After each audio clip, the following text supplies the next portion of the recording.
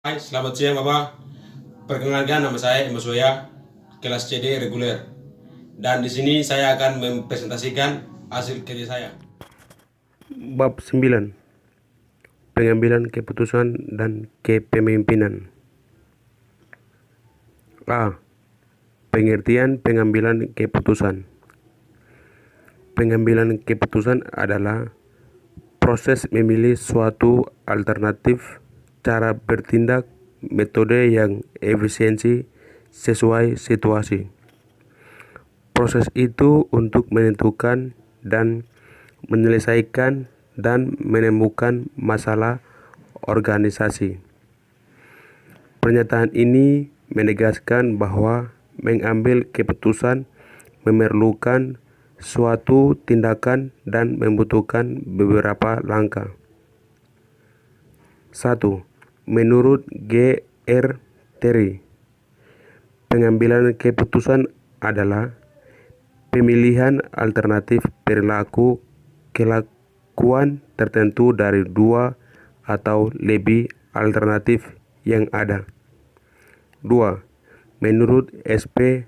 Siagian, pengambilan keputusan adalah suatu pendekatan yang sistematis terhadap hakikat alternatif yang dihadapi dan mengambil tindakan yang menurut perhitungan merupakan tindakan yang paling tepat. 3. Sedangkan menurut James A. F. Stoner, pengambilan keputusan adalah sebagai proses yang digunakan untuk memilih suatu tindakan sebagai cara pemecahan masalah. Dari pengertian ini dapat diartikan beberapa hal, yaitu A. Dalam proses pengambilan keputusan tidak ada hal yang terjadi secara kebetulan. B. Pengambilan keputusan harus didasarkan kepada sistematika tertentu, antara lain dengan mempertimbangkan kemampuan organisasi, personel yang tersedia, situasi lingkungan yang akan digunakan untuk melaksanakan keputusan yang diambil. C. Sebelum suatu masalah dapat dipecahkan dengan baik, hakikat dari masalah tersebut harus diketahui dengan jelas. D. Pemecahan masalah tidak dapat dilakukan dengan coba-coba, tetapi harus didasarkan pada fakta yang terkumpul secara sistematis, baik dan tepat dipercaya. E. Keputusan yang baik adalah keputusan yang diambil dari berbagai alternatif yang ada setelah alternatif itu dianalisa secara matang. B. Pengertian kepemimpinan. Kepemimpinan sebagai konsep manajemen dalam organisasi mempunyai kedudukan strategis karena merupakan sentral bagi seluruh kegiatan organisasi. Kepemimpinan mutlak diperlukan di mana terjadi hubungan kerjasama dalam mencapai tujuan organisasi. Dalam kenyataannya, kepemimpinan dapat mempengaruhi moral dan kepuasan kerja, keamanan, kualitas kehidupan kerja, dan terutama tingkat prestasi suatu organisasi. Kepemimpinan juga memainkan peranan kritis dalam membantu kelompok atau perorangan untuk mencapai tujuan mereka. Menurut M.S.P. Hasibuan, kepemimpinan adalah proses mempengaruhi orang lain untuk memahami dan setuju tentang apa yang dikerjakan dan bagaimana tugas itu dapat dilakukan secara efektif, dan proses memfasilitasi usaha individu dan kelompok untuk mencapai tujuan bersama. Sedangkan menurut pendapat Kartono, kepemimpinan adalah kemampuan untuk memberikan pengaruh dan konstruktif kepada orang lain untuk melakukan suatu usaha kooperatif mencapai tujuan yang telah direncanakan. C. Macam-macam gaya kepemimpinan. Seorang pemimpin dalam memimpin perusahaan tidak bisa lepas dari gaya kepemimpinan.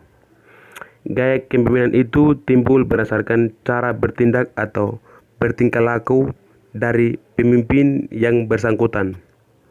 Seorang pemimpin dapat meningkatkan efektivitas kepemimpinannya dengan menggunakan gaya yang berbeda tergantung dari situasi dan kondisi yang sedang dihadapinya. Macam-macam gaya kepemimpinan antara lain: A. Gaya kepemimpinan otoriter. Pemimpin memusatkan kekuasaan dan keputusan-keputusan pada diri pemimpin sendiri. Pemimpin memegang wewenang sepenuhnya dan memikul tanggung jawab sendiri. Pada bawahannya hanya diberi informasi secukupnya untuk melaksanakan tugas-tugas yang diberikan oleh pemimpin. B. Gaya pemimpin demokratis. Pemimpin mendelegasikan wewenangnya secara luas. Pembuatan keputusan selalu dirundingkan dengan para bawahannya, sehingga pemimpin dan bawahan bekerja sebagai suatu tim. Pemimpin memberikan informasi sebanyak-banyaknya kepada bawahan tentang tugas dan pekerjaan mereka. C. Gaya kepemimpinan bebas. Pemimpin hanya berpartisipasi minimum, para bawahannya menentukan diri sendiri masalahnya. Selain gaya kepemimpinan, seorang pemimpin tetap mempunyai beberapa ciri-ciri umum kepemimpinan. Berikut ini 4 ciri utama. 1. Mereka memberikan arahan dan arti bagi orang-orang yang mereka pimpin. Artinya, mereka bisa mengingatkan para bawahan akan hal-hal penting dan membimbing pengikutnya menyadari bahwa apa yang mereka lakukan mampu membuat perbedaan penting. 2. Mereka menumbuhkan kepercayaan. 3. Mereka mendorong tindakan dan pengambilan risiko. 4. Mereka memberikan harapan. Dengan cara yang nyata atau simbolis mereka menekankan bahwa kesuksesan akan dapat diraih. D. Peranan kepemimpinan dalam pengambilan keputusan. Kepemimpinan seseorang dalam sebuah organisasi sangat besar perannya dalam setiap pengambilan keputusan, sehingga membuat keputusan dan mengambil tanggung jawab terhadap hasilnya adalah salah satu tugas pemimpin. Sehingga jika seorang pemimpin tidak mampu membuat keputusan, seharusnya dia tidak dapat menjadi pemimpin. Pengambilan keputusan dalam tinjauan perilaku mencerminkan karakter bagi seorang pemimpin. Oleh sebab itu, untuk mengetahui baik tindaknya, keputusan yang diambil bukan hanya dinilai dari konsekuensi yang ditimbulkannya, melainkan melalui berbagai pertimbangan dalam prosesnya. Kegiatan pengambilan keputusan merupakan salah satu bentuk kepemimpinan sehingga 1. Teori keputusan merupakan metodologi untuk menstrukturkan dan menganalisis situasi yang tidak pasti atau beresiko. Dalam konteks ini, keputusan lebih bersifat perseptif daripada deskriptif. 2. Pengambilan keputusan adalah proses mental di mana seorang manajer memperoleh dan menggunakan data dengan menanyakan hal lainnya. Manajer jawaban untuk menemukan informasi yang relevan dan menganalisis data. Manajer secara individu dan dalam tim mengatur dan mengawasi informasi, terutama informasi bisnisnya. 3. Pengambilan keputusan adalah proses memilih di antara alternatif tindak untuk mengatasi masalah. Pengambilan keputusan merupakan fungsi kepemimpinan yang tidak mudah dilakukan. Oleh karena itu, banyak pemimpin yang kurang berani mengambil keputusan. Bahkan ada pemimpin yang kurang berani mengambil keputusan. Metode pengambilan keputusan yang dapat dilakukan secara individu, kelompok, tim, atau panitia, dewan, komisi, referendum, mengajukan usul tertulis, dan lain sebagainya. Dalam setiap pengambilan keputusan selalu diperlukan kombinasi yang sebaik-baiknya dari A. Perasaan, firasat atau intuisi. B. Pengumpulan, pengolahan, penilaian, dan interpretasi fakta-fakta secara rasional dan sistematis. C. Pengalaman baik yang langsung maupun tidak langsung. D. Wewenang formal yang dimiliki oleh keputusan. Dalam pengambilan keputusan, seorang pemimpin dapat menggunakan metode-metode sebagai berikut. A. Keputusan-keputusan yang sifatnya sederhana, individual, artinya secara sendirian. B. Keputusan-keputusan yang sifatnya seragam dan diberikan secara terus-menerus dapat disarankan kepada orang-orang yang terlatih khusus untuk dilakukan dengan menggunakan komputer. C. Keputusan-keputusan sifatnya rumit, kompleks, didalai, artinya menjadi tanggung jawab masyarakat lebih diambil secara kelompok. Keputusan-keputusan yang bersifat rumit dan kompleks sebabnya masalah menyangkut perhitungan-perhitungan secara teknis agar diambil dengan bantuan seorang ahli dalam bidang yang akan diambil keputusannya. E.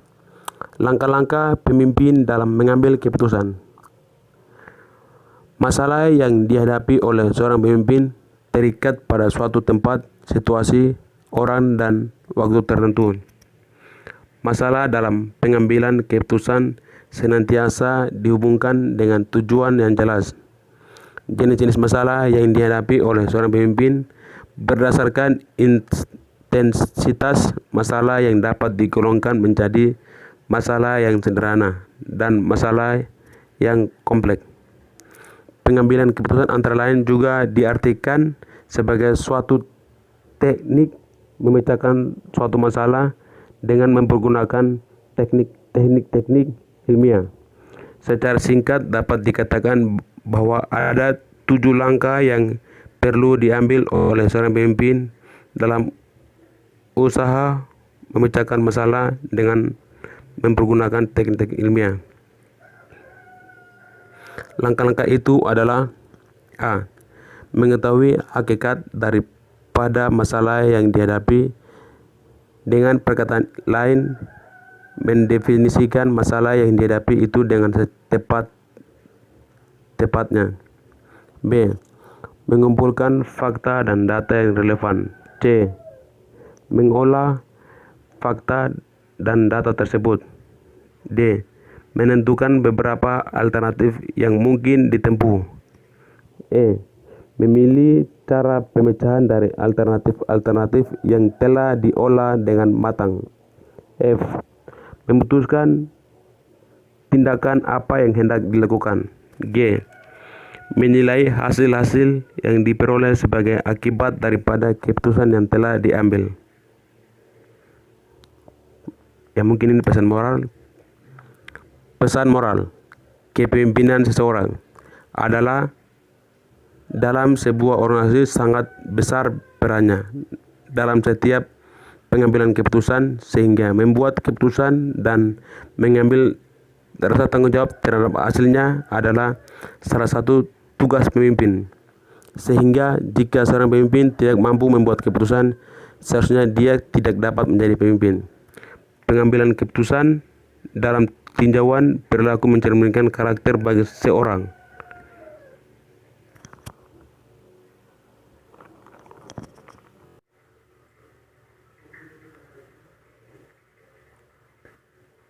Baik, mungkin itu hasil dari presentasi materi saya. Mohon maaf mungkin jika ada dalam pembacaannya, jika ada kekurangan, kami sampaikan mohon maaf, dan kiranya dengan bacaan ini dapat dimengerti dan dimahami dengan baik, dan kiranya memberkati kita sekalian. Shalom. Sekian hasil presentasi saya. Sekian dan terima kasih.